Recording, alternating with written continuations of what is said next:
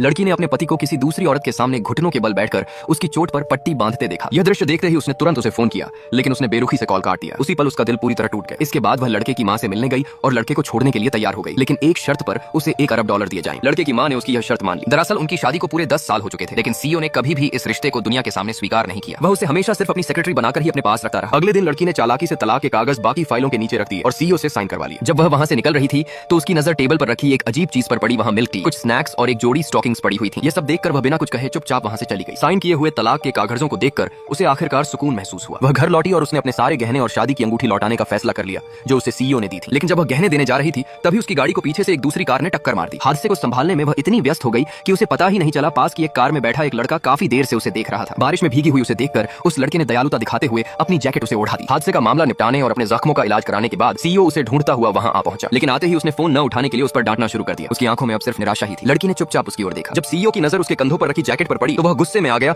और उसने जैकेट जमीन पर फेंक दी। लेकिन लड़की बस जल्दी से वहां से निकल जाना चाहती थी, इसलिए उसने बिना कुछ कहे अपना इस्तीफा सौंप दिया। इसके बाद उसने बिना किसी झिझक के अपना सामान समेटा, चुपचाप एक नया अपार्टमेंट खरीदा और वहां शिफ्ट हो गई। लेकिन अपने नए बिल्डिंग की लिफ्ट में उसकी अचानक उसी लड़के से मुलाकात हो गई। सीईओ द्वारा उसकी जैकेट फेंकने की बात याद आ गई तो उसने उस लड़के से उसकी जैकेट का नाप पूछ लिया। लड़के ने इसे गलत समझ लिया और सोचने लगा कि वह उसमें दिलचस्पी ले रही है। उधर जब सीईओ घर लौटा तो उसने देखा कि महिला का सारा सामान गायब था। यह देखकर वह घबरा गया और तुरंत अपने असिस्टेंट को आदेश दिया कि किसी भी तरह उसका पता लगाया जाए।